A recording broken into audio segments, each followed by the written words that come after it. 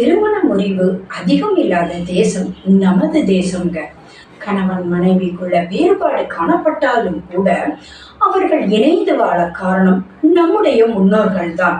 அவர்கள் நம்மளுக்கு சொல்லிய கருத்துக்கள், அவர்கள் வலியுறுத்திய சிறந்த நடைமுறை வாழ்க்கைகள் தான் அதற்கெல்லாம் காரணம். முணு முணு என்று வரும் முன்கோபத்தாலும் மளமள என வரும் மனஸ்தாபத்தாலும் இல்லறம் ஒரு நாளும் இழுக்காவதில்லை. ஒரு விதை விதை என்ற அந்தஸ்தை இழந்தால்தான் செடியாக முடியும். செடி என்ற அந்தஸ்தை இழந்தால்தான் மரமாக முடியும். மரமானால் தான் பூத்து குலுங்க முடியும் என்ற உண்மையை, நல்ல கருத்தை நமக்கு கூறிக்கொண்டே இருப்பார்கள். அது மட்டுமல்ல, வேறுபாடுகளும் மாறுபாடுகளும் நிறைந்ததுதான் வாழ்க்கை.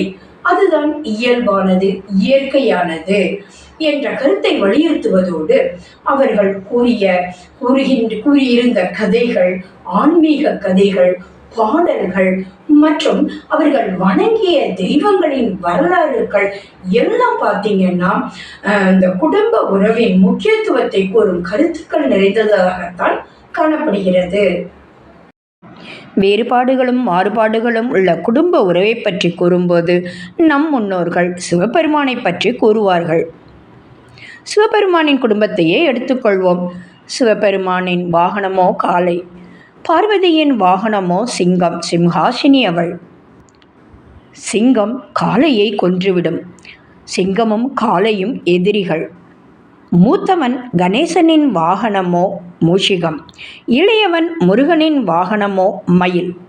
முருகனின் வாகனமான மயில் சிவபெருமான் கழுத்திலுள்ள பாம்பை கொன்றுவிடும். சிவனின் கழுத்திலுள்ள பாம்போ கணேசனின் வாகனமான மூஷிகத்தை கொன்றுவிடும். மூன்றும் ஒன்றுக்கொன்று எதிரிகள்.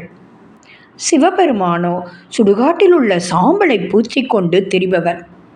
ஆனால் தகுதி எதையும் பார்க்காமல் பார்வதி தேவியோ அலங்காரத்துடன் காணப்படுவாள். செல்வ செழிப்பு மிக்க மலைமகள் அவள். இதைவிட வேறுபாடுள்ள வேறு குடும்ப உறவை பற்றி பார்க்கவும் வேண்டுமா? குடும்ப உறவை பேணுவோம், நம் நாட்டு கலாச்சாரத்தை காப்போம். நன்றி, வணக்கம்.